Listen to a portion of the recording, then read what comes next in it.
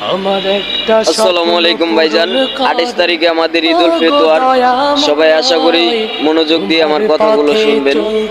এই ঈদ উল ফিতরে আপনারা গরিবের হক নষ্ট করবেন না। একমাত্র এই কোরবানি দেওয়া হয় আল্লাহর জন্য, আর না হলে আমাদের কোরবানি দেওয়া হতো। সো ভাইজানেরা একটা কথাই বলি, গরিবের হক কোনো সময় নষ্ট করবেন না, ফ্রিজ ভরে রাখবেন না।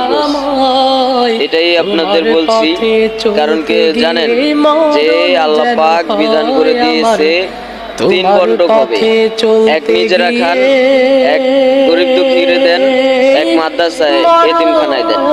এই আর পশুর কোরবানি যে দিবেন, কোন পশুর কিছু চামড়া টামড়া আপনারা বিক্রি করবেন না, এটা হারাম, ঠিক আছে, অজিব, এটা করবেন না।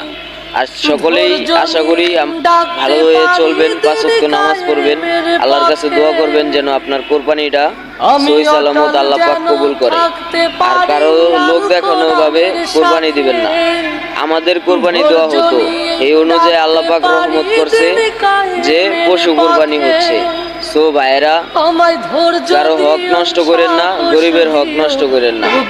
এক টুকরা হলেও গরিবকে দেওয়ার চেষ্টা করবেন, ফ্রিজ ভরে রাখেন না ভাই। আপনিও খান, গরিবকেও দেন, মাদ্রাসাও দেন। সো সবাই মিলেমিশে থাকি।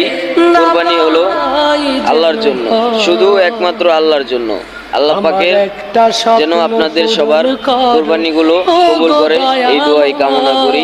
আসসালামু আলাইকুম, ভালো থাকুন সবাই, সঠিক পথে চলার তৌফিক দেখ আল্লাহ। 5 ওয়াক্ত নামাজ আপনারা পড়বেন সময় মতো। আসসালামু আলাইকুম।